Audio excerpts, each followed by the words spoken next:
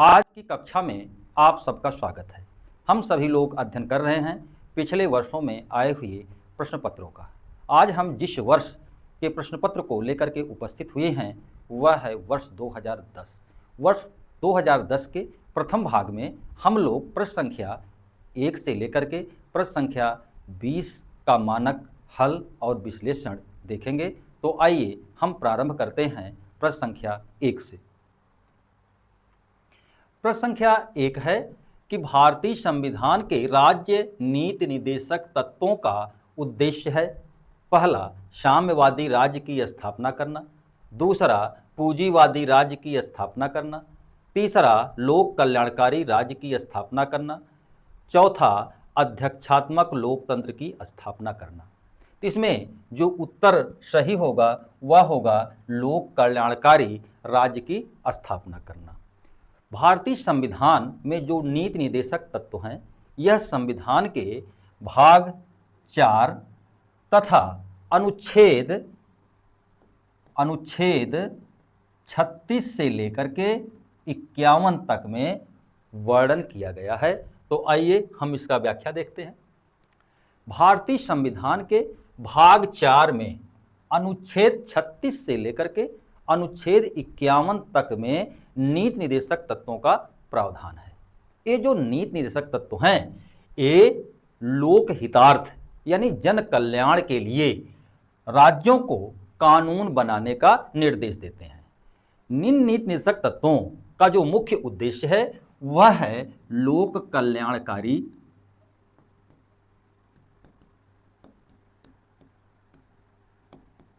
राज्य की स्थापना करना।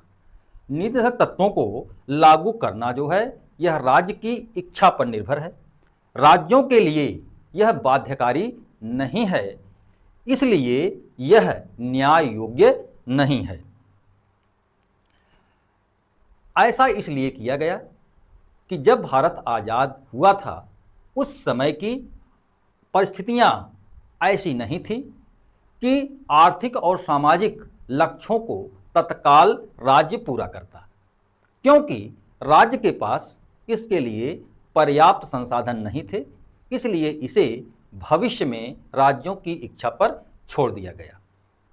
जो मुख्य नीति निर्देशक तत्व हैं इन मुख्य नीति निर्देशक तत्वों का हम एक एक करके अध्ययन करेंगे और देखेंगे कि किस अनुच्छेद में नीति निर्देशक तत्व के संदर्भ में कौन सी बात कही गई है।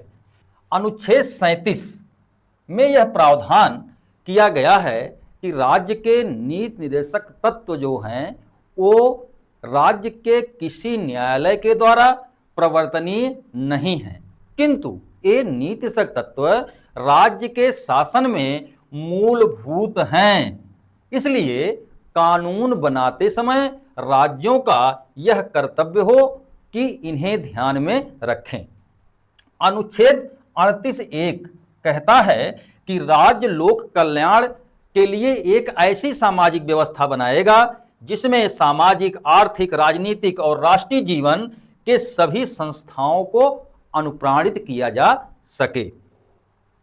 अनुच्छेद 38(2) यह प्रावधान करता है कि राज्य व्यक्तियों, विविध क्षेत्रों में रहने वाले लोगों तथा विभिन्न व्यवसायों में लगे समूहों के बीच विशेष रूप से आय की असमानताओं को कम करने के प्रयास के साथ साथ प्रतिष्ठा, सुविधा और अवसरों की असमानता दूर करने का प्रयास करेगा, ऐसा अनुच्छेद 38(2) में कहा गया है।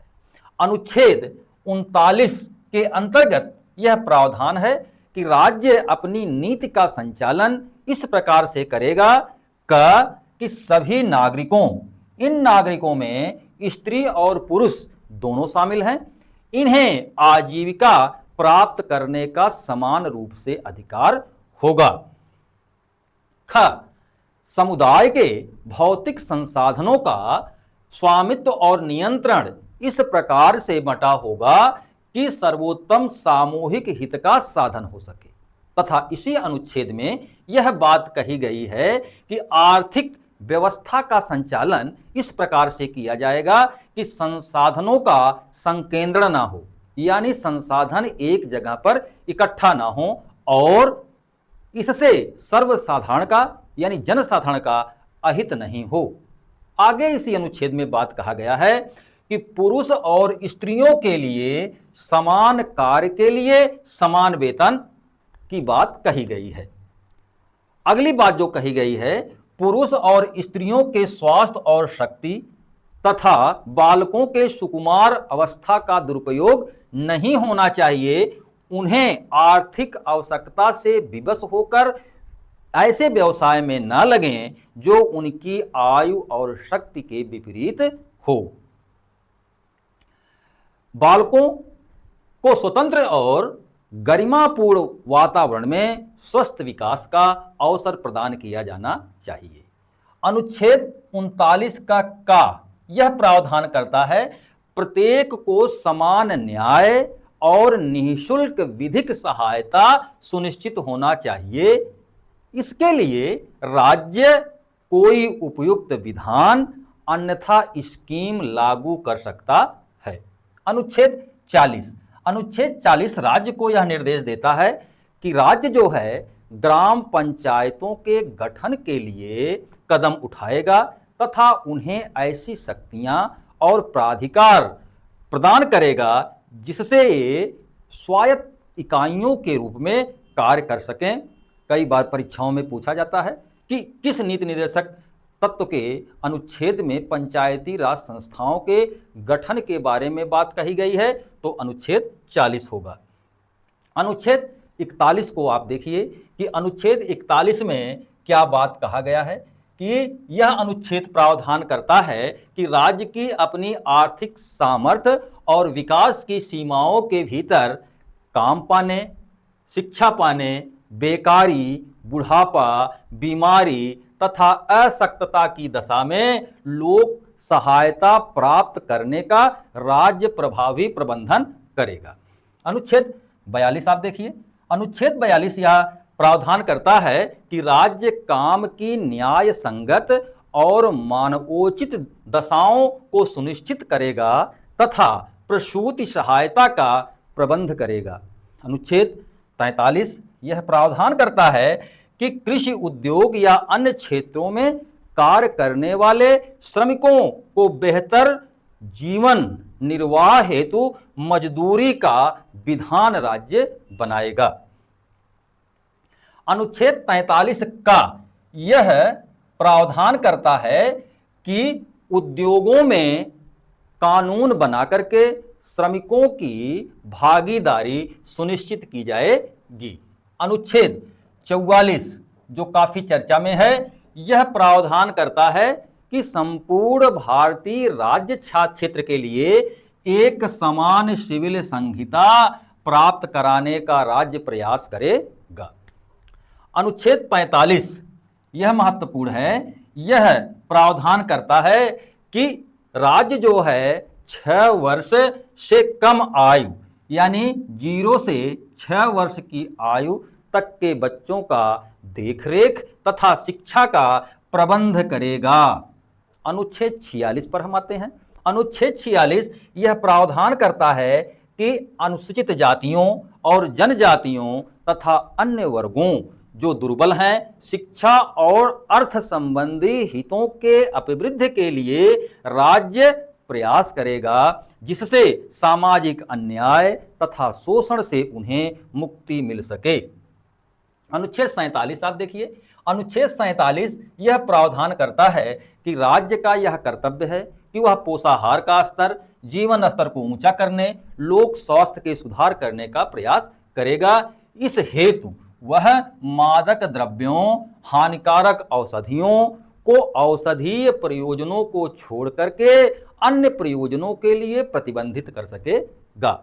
अनुच्छेद 48 क्या प्रावधान करता है? यह प्रावधान करता है कि राज्य कृषि और पशुपालन को आधुनिक और वैज्ञानिक प्रणालियों से संगठित करने का प्रयास करेगा तथा गाय, अन्य दुधारू पशुओं के नस्ल सुधार के लिए परीक्षण करेगा तथा उनके वध को रोकने के लिए कदम उठाएगा। अनुच्छेद 48 का भी महत्वपूर्ण है।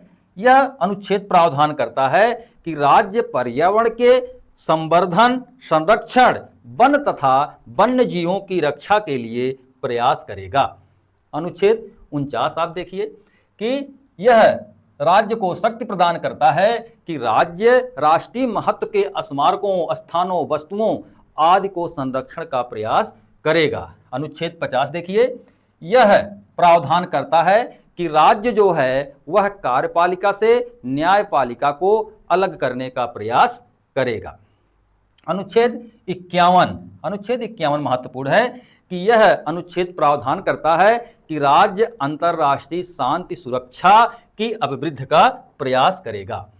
प्रश्न संख्या 2 है कि भारतीय संविधान के कौन से भाग में नीति निदेशक तत्वों का वर्णन है। हमने आपको बताया कि संविधान के भाग 4 अनुच्छेद 36 से लेकर के कितने तक, 51 तक में निर्देशक तत्वों का प्रावधान है। यहां पर जो ऑप्शन दिए गए हैं इनमें पहला है प्रथम भाग में, दूसरा द्वितीय भाग में, तीसरा चौथे भाग में और चौथा अंतिम भाग में। तो यहां जो उत्तर सही होगा चौथे भाग में। अगला आप देखिए, प्रश्न संख्या 3 है कि भारतीय संविधान में स्वतंत्रता का अधिकार निम्न में से किस अनुच्छेद में वर्णित किया गया है। 1 है अनुच्छेद 14, 2 है अनुच्छेद 19, 3 है अनुच्छेद 25 और 4 है अनुच्छेद 32। इसमें जो पूछ रहा है स्वतंत्रता का अधिकार, तो जो स्वतंत्रता का अधिकार है वह है अनुच्छेद 19 में। और अनुच्छेद 19 में जो है आपको 6 स्वतंत्रताएं प्राप्त होती हैं। तो यहां पर जो उत्तर सही होगा वह विकल्प संख्या 2 अनुच्छेद 19 सही होगा।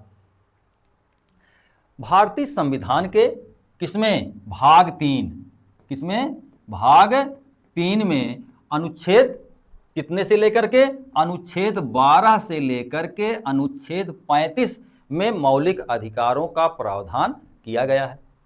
इसमें स्वतंत्रता का अधिकार एक मौलिक अधिकार है जिसका उल्लेख अनुच्छेद 19 में किया गया है।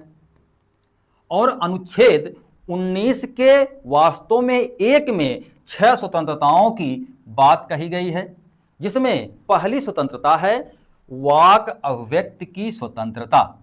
कहने का तात्पर्य है कि प्रत्येक व्यक्ति को अपने विचार और भाव को व्यक्त करने की आजादी, स्वतंत्रता अनुच्छेद 19(1) के अधीन देता है।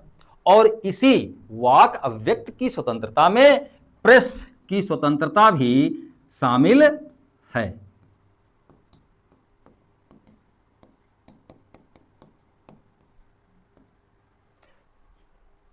किंतु ये जो विचार अभिव्यक्ति की आजादी प्रत्येक व्यक्ति को प्रदान किया गया है, इस पर कुछ प्रतिबंध हैं। जैसे भारत की संप्रभुता, उसकी अखंडता, राज्य की सुरक्षा, विदेशी राज्यों के साथ संबंध, लोक व्यवस्था, शिष्टाचार, सदाचार, न्यायालय की अवमानना, मानहानि, अपराध के लिए उद्दीपन आदि के संदर्भ में राज्य वाक अभिव्यक्ति की आजादी पर रोक लगा सकता है। दूसरा जो स्वतंत्रता प्रदान किया गया है वह किया गया है कि शांतिपूर्ण निरायुध सम्मेलन की स्वतंत्रता।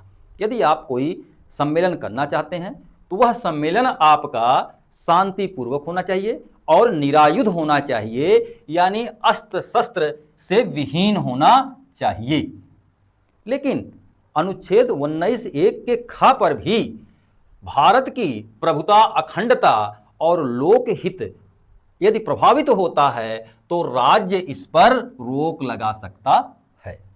अनुच्छेद 19(1) के ग यह प्रावधान करता है कि संगठन या संघ बनाने की आजादी है, किंतु संगठन या संघ बनाने की जो आजादी है इस पर भी भारत की प्रभुता, अखंडता, लोक व्यवस्था तथा सदाचार हेतु प्रतिबंध लगाया जा सकता है। अनुच्छेद 19(1) के घ में भारतीय राज्य क्षेत्र यानी पूरे भारत में आपको बिना किसी रुकावट के घूमने की आजादी है।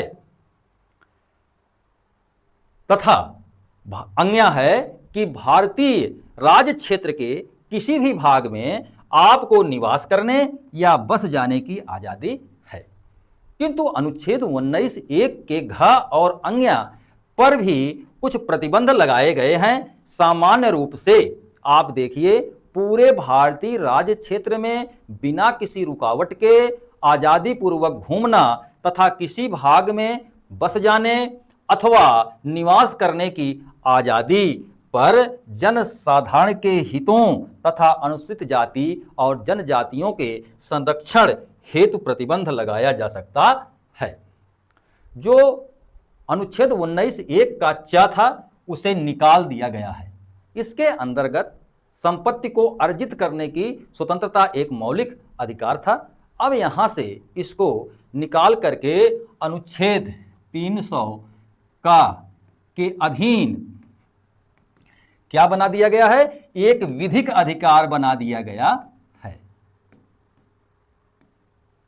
6 अनुच्छेद 19(1) के 6 में यह प्रावधान है कि कोई भी वृत्ति, उपजीविका, व्यापार या कारोबार करने की आपको आजादी है, किंतु जनसाधारण के हितों में किसी व्यवसाय, कारोबार में तकनीकी अर्हता अथवा राज्य के स्वामित्व में कोई कारोबार लाकर नागरिकों पर पूर्ण रूप से या आंशिक रूप से प्रतिबंध लगाया जा सकता है। अब हम आते हैं प्रश्न संख्या 4 पर। प्रश्न संख्या 4 है कि संविधान में कौन से संशोधन द्वारा मौलिक कर्तव्य जोड़े गए हैं? 1. सन 1976 के 42वें संविधान संशोधन द्वारा। 2. सन 1978 के 44वें संविधान संशोधन के द्वारा। 3. सन 1971 के 25वें संविधान संशोधन के द्वारा। 4. सन 1985 के 52वें संविधान संशोधन के द्वारा। तो इसमें जो उत्तर है, मौलिक कर्तव्य सन 1976 के 42वें संवैधानिक संशोधन के द्वारा जोड़े गए थे। जो मौलिक कर्तव्य हैं, अभी प्रत्येक नागरिकों को कुल 11 मौलिक कर्तव्य हैं, और ये जो 11 मौलिक कर्तव्य हैं, ये भारतीय संविधान के भाग 4 के अधीन इनका प्रावधान किया गया है।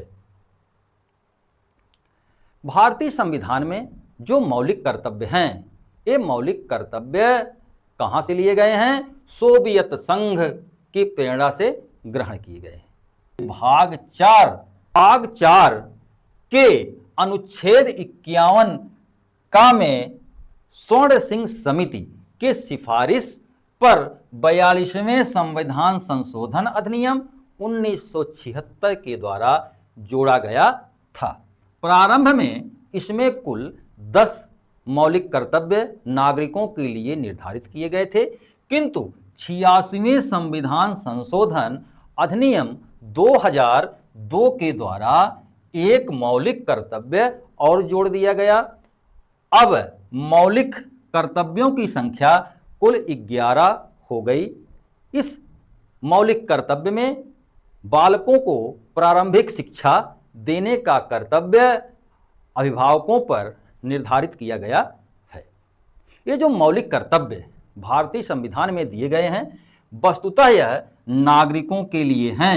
ये मौलिक कर्तव्य राज्य के लिए नहीं हैं, ये मौलिक कर्तव्य नागरिकों के लिए हैं। जो मौलिक कर्तव्यों की भारतीय संविधान के भाग 4 का में दी गई है, उनकी सूची जो है निम्नलिखित है। पहला मौलिक कर्तव्य है कि आप जो है भारतीय संविधान का पालन करें, उसके आदर्शों, संस्थाओं, राष्ट्रध्वज तथा राष्ट्रगान का आदर करें। ये पहला मौलिक कर्तव्य नागरिकों के लिए किया गया है। दूसरा जो मौलिक कर्तव्य है, यह स्वतंत्रता के लिए हमारे राष्ट्रीय आंदोलन को प्रेरित करने वाले उच्च आदर्श जो हैं, उनको आप अपने हृदय में संजोए रखें। तीसरा जो मौलिक कर्तव्य नागरिकों के लिए निर्धारित है, वह है कि भारत की प्रभुता, एकता और अखंडता की रक्षा करें तथा उसे अक्षुण्ण रखें। अगला जो है, देश की रक्षा करें और आह्वान किए जाने पर राष्ट्र की सेवा करें। आज्ञा के अंतर्गत यह नागरिकों पर कर्तव्य निर्धारित किया गया है कि भारत के लोगों में समरसता और समान भ्रातृत्व की भावना का विकास करें तथा धर्म, भाषा, प्रदेश या वर्ग भेदभाव से जो परे हो तथा ऐसी प्रथाओं का त्याग करें जो स्त्रियों के सम्मान के विरुद्ध हो। 4 के अंतर्गत यह मौलिक कर्तव्य है कि हमारी सामाजिक संस्कृति और गौरवशाली परंपरा के महत्व को समझें और उसका पालन करें। भारतीय संविधान के अनुच्छेद 51 का के 6 में यह प्रावधान है कि प्राकृतिक पर्यावरण की आप रक्षा करें, जिसमें वन, झील, वन्य जीव आदि हैं, उनकी रक्षा करें, उनका संवर्धन करें तथा जीवों के प्रति दया भाव रखें। यह है वैज्ञानिक दृष्टिकोण, मानवतावाद, ज्ञानार्जन और सुधार की भावना का विकास करें। झ है सार्वजनिक संपत्ति को सुरक्षित रखें तथा हिंसा से दूर रहें। यह है कि व्यक्तिगत और सामूहिक गतिविधियों के सभी क्षेत्रों में सतत बढ़ने का प्रयास करें, जिससे राष्ट्र नई ऊंचाइयों को छू सके। ट जो है, यह प्रत्येक माता पिता पर यह कर्तव्य निर्धारित करता है कि वे अपने 6 वर्ष से लेकर के 14 वर्ष के बालकों के लिए शिक्षा का प्रबंध करें या उसे अवसर उपलब्ध कराएं। भारतीय संविधान, प्रश्न संख्या 5 है, भारतीय संविधान का निर्माण निम्न में से किसने किया था? 1 संसद ने, 2 संविधान सभा ने, 3 भारतीय राष्ट्रीय कांग्रेस ने, 4 भारतीय सर्वोच्च न्यायालय ने। तो इसमें जो उत्तर सही होगा वह होगा संविधान सभा ने। भारतीय संविधान का निर्माण एक संविधान सभा के द्वारा हुआ था। इस संविधान सभा का गठन कैबिनेट मिशन योजना 1946 के द्वारा हुआ था। संविधान सभा की जो पहली बैठक बैठी वह 9 दिसंबर 1946 को बैठी। भारत में एक संविधान सभा की संकल्पना भारत के राष्ट्रीय आंदोलन के साथ जुड़ी हुई है, जिसमें 1919 के शासन अधिनियम का विरोध, श्रीमती एनी बेसेंट की पहल पर शिमला में केंद्रीय विधानमंडल के दोनों सदनों की बैठक, तेज बहादुर सप्रू की अध्यक्षता में राष्ट्रीय सम्मेलन, जिसमें कॉमनवेल्थ ऑफ इंडिया बिल का प्रारूप तैयार किया गया, दिल्ली में 1925 में सर्वदलीय सम्मेलन जिसकी अध्यक्षता गांधी ने किया था, 1927 में साइमन कमीशन का विरोध, 1928 में नेहरू रिपोर्ट तथा गोलमेज सम्मेलन आदि ने संविधान सभा के निर्माण की जमीन को तैयार किया था। 1940 में अगस्त प्रस्ताव आया। ब्रिटिश सरकार ने इस अगस्त प्रस्ताव में पहली बार आधिकारिक रूप से यह स्वीकार किया कि एक संविधान सभा होना चाहिए। 1942 में क्रिप्स मिशन आया। इन्होंने डोमिनियन स्थिति के साथ भारतीय राजनीतिक ढांचे के लिए एक विस्तृत योजना प्रस्तुत की। इस मिशन में यानी 1942 के क्रिप्स मिशन में जो सदस्य थे वो थे क्रिप्स, लॉर्ड सील तथा हाउस ऑफ कॉमन के सदस्य इसमें शामिल थे। 1945 में कैबिनेट मिशन ने संविधान निर्माण के लिए संविधान सभा का प्रस्ताव दिया। इस समय जिस समय संविधान सभा का प्रस्ताव दिया गया था, भारत के वायसराय लॉर्ड बेवल थे। कैबिनेट मिशन के जो सदस्य थे उनमें जो अध्यक्ष थे वे थे पैथिक लॉरेंस तथा अन्य 2 सदस्य जो थे स्टीफोर्ड क्रिप्स और एवी अलेक्जेंडर थे। अब प्रश्न संख्या 6 है कि भारत का संविधान बनने में समय लगा था। 1 वर्ष 10 माह 15 दिन, 2 वर्ष 11 माह 18 दिन, 3 वर्ष 4 माह 10 दिन, 4 वर्ष 3 माह 15 दिन। तो इसमें जो उत्तर सही है 2 वर्ष 11 माह 18 दिन संविधान को बनने में लगा था। प्रश्न संख्या 7 है कि संविधान सभा के अध्यक्ष थे 1 डॉक्टर राजेंद्र प्रसाद, 2 इंदिरा गांधी, 3 महात्मा गांधी, 4 डॉक्टर भीमराव अंबेडकर। तो यहाँ पर संविधान सभा के जो अध्यक्ष थे डॉक्टर राजेंद्र प्रसाद थे। संविधान सभा के अध्यक्ष वास्तव में डॉक्टर राजेंद्र प्रसाद थे। जब संविधान सभा की पहली बैठक हुई तो उस संविधान सभा का एक अस्थायी अध्यक्ष बनाया गया। उस अध्यक्ष का नाम, जो कि अस्थायी थे, डॉक्टर सच्चिदानंद सिन्हा थे। 11 दिसंबर 1946 को डॉक्टर राजेंद्र प्रसाद को संविधान सभा का अस्थायी अध्यक्ष चुन लिया गया। प्रश्न संख्या हम 8 पर आते हैं। प्रश्न संख्या 8 है 1909 के एक्ट को दूसरे किस नाम से पुकारा जाता है? 1 राज्यसभा सुधार बिल, 2 मार्ले मिंटो सुधार, 3 होम रूल बिल और 4 मॉन्टेस्क्यू बिल। तो इसमें जो उत्तर सही होगा मार्ले मिंटो सुधार। देखिए कैसे भारतीयों के द्वारा लगातार एक उत्तरदायी पूर्ण सरकार की मांग की जा रही थी।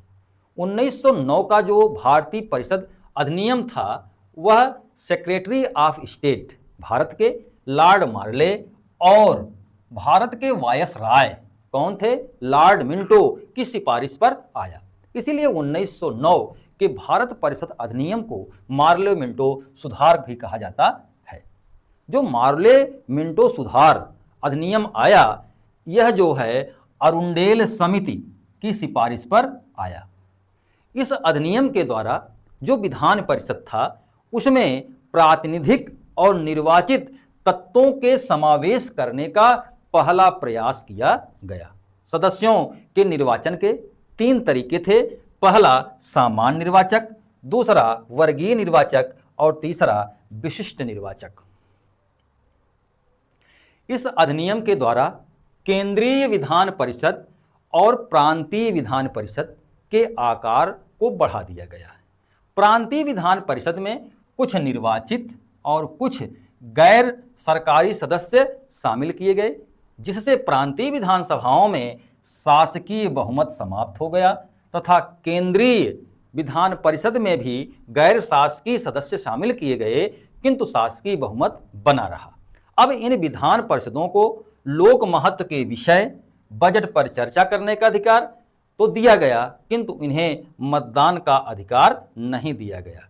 कुछ विषय जैसे देशी रियासतें, सशस्त्र बल, विदेश कार्य जो है वह इसकी सीमा से बाहर थे। इस अधिनियम में सबसे जो खराब बात थी वह थी फूट डालो और राज करो की नीति। इस अधिनियम में मुसलमानों के लिए एक पृथक निर्वाचन और मताधिकार की व्यवस्था की गई, जिससे सांप्रदायिक निर्वाचन पद्धति की नींव पड़ी। पृथक निर्वाचन मंडल का जो प्रावधान 1909 के अधिनियम में किया गया, इसके बारे में लॉर्ड मार्ले ने कहा था कि हम जो है नाग के दांत बो रहे हैं, इसका फल भयंकर होगा। 1909 के अधिनियम के अंतर्गत 2 भारतीय सदस्य भारत परिषद और वायसराय के कार्यकारिणी में शामिल किए गए, जिसमें पहले सदस्य का नाम केसी गुप्ता था तथा दूसरे सदस्य का नाम हुसैन बिलग्रामी था। प्रश्न संख्या 9 पर आते हैं। श्रेणी समाजवाद का संबंध निम्न में से किस देश से रहा है? 1 फ्रांस, 2 अमेरिका, 3 ब्रिटेन और 4 भारत।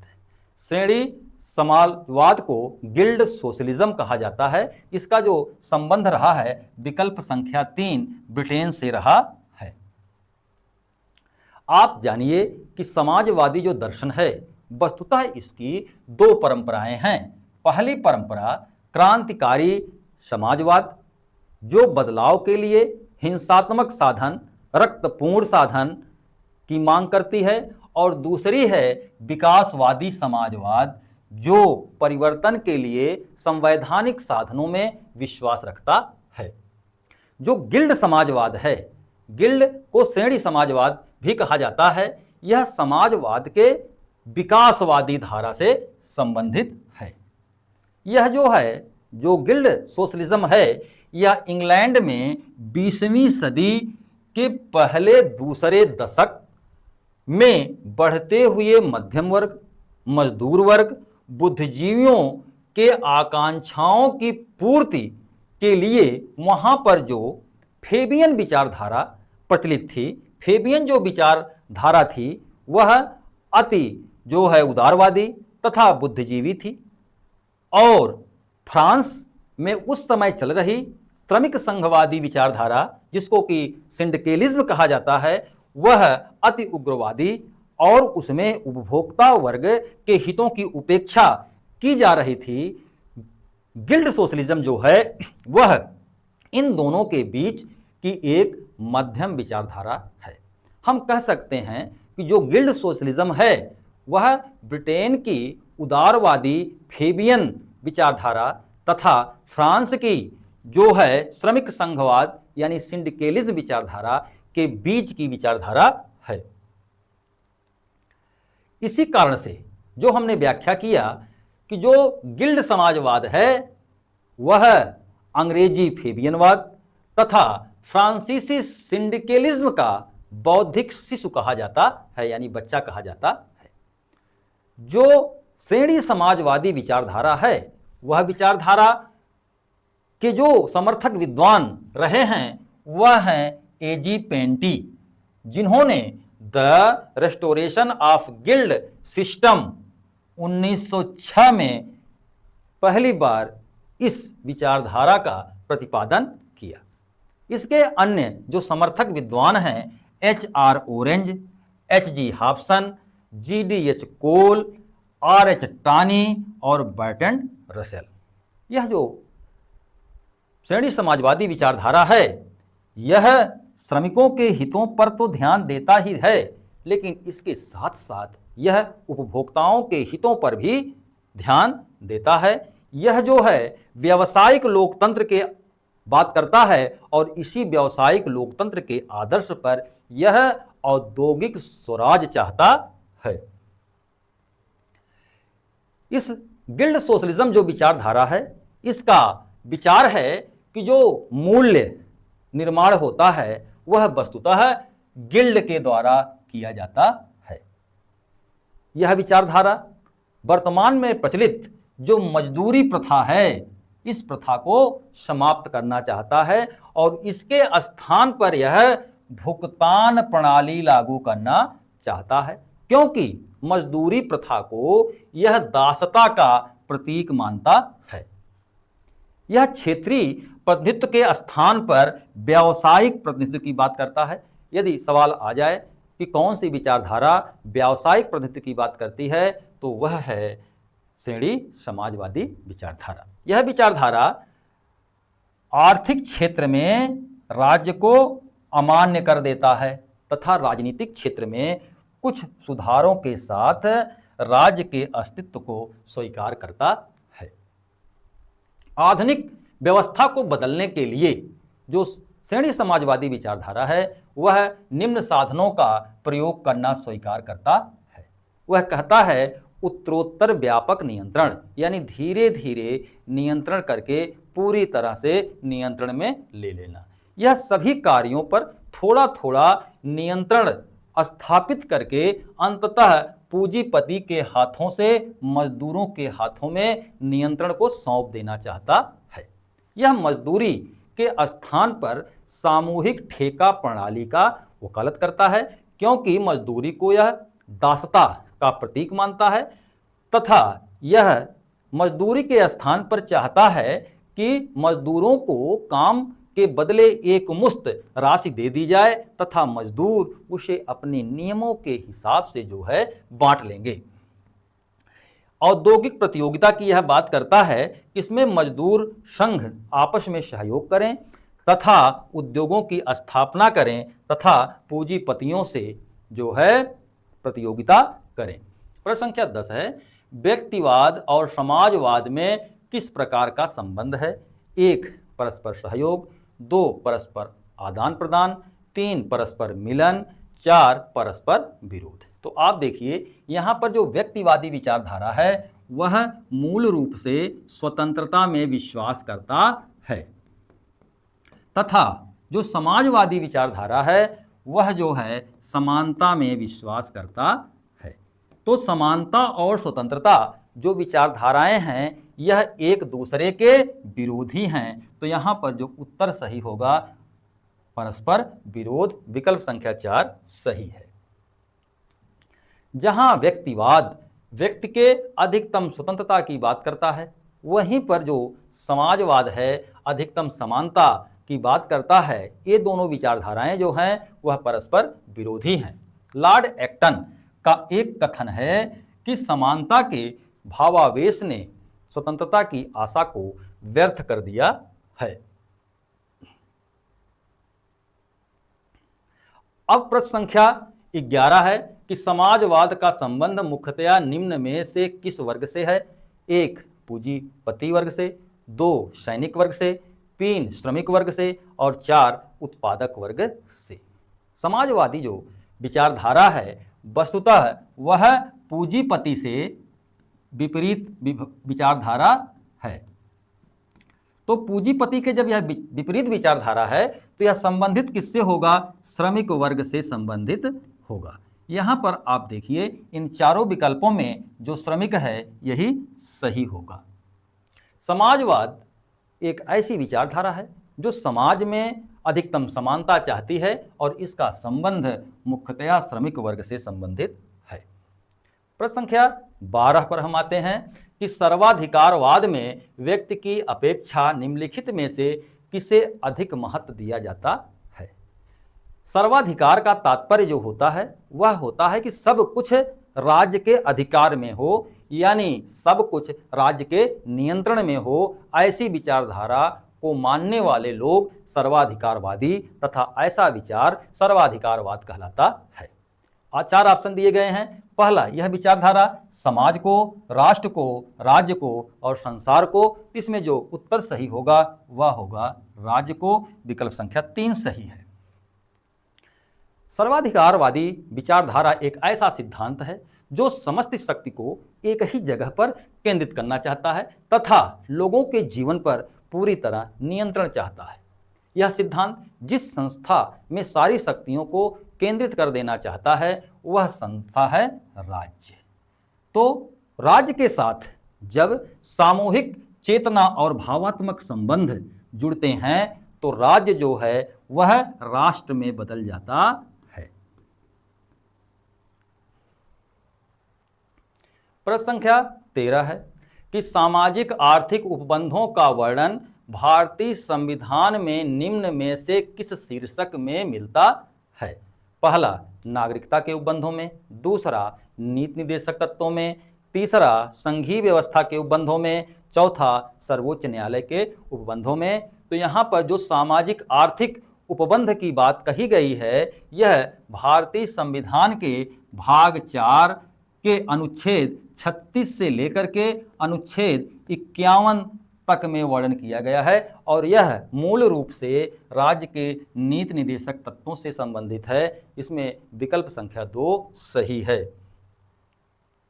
सामाजिक आर्थिक उपबंधों का जो वर्णन है वह राज्य के नीति निर्देशक तत्वों से संबंधित है। प्रश्न संख्या 14 है, सामाजिक न्याय की अवधारणा पर निम्न में से कौन बल देता है? यहाँ पर जो बात कहा गया है सोशल जस्टिस की बात निम्न में से कौन करता है? पहला है मार्क्सवादी, दूसरा है उदारवादी, तीसरा है व्यक्तिवादी और चौथा है बहुलवादी। बहुलवादी जो विचारधारा है वस्तुतः यह समूहों पर बल देता है। व्यक्तिवादी विचारधारा व्यक्ति पर बल देता है और उदारवादी विचारधारा भी जो है यह पूंजीपति पर ज़्यादा अपना ध्यान केंद्रित करता है। यह मार्क्सवादी विचारधारा जो है यह समानता पर विश्वास करता है और यही वह विचारधारा है जो सामाजिक न्याय की बात करता है।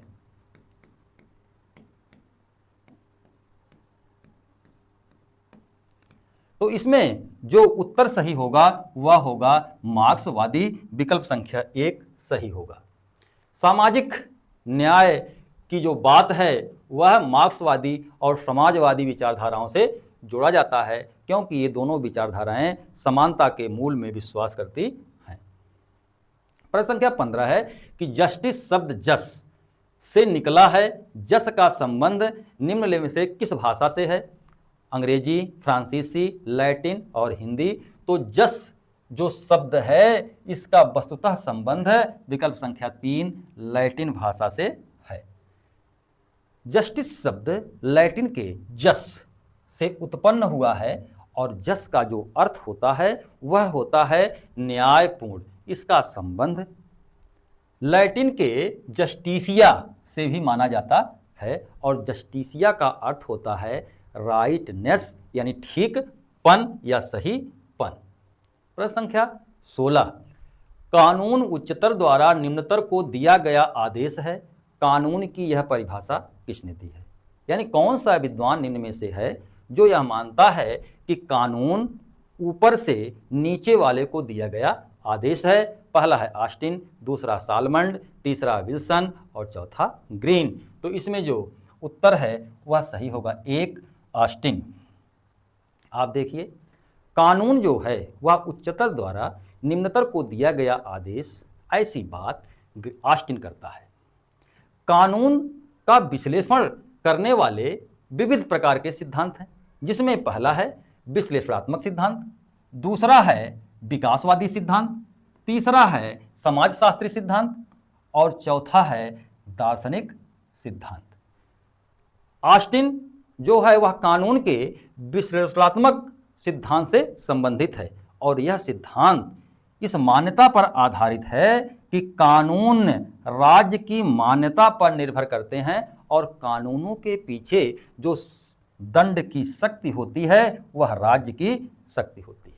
विश्लेषणात्मक विचारधारा को मानने वाले अन्य विद्वानों में हम बोदा, हास, बेंथम, बिलोबी और हॉलैंड का भी नाम जोड़ सकते हैं।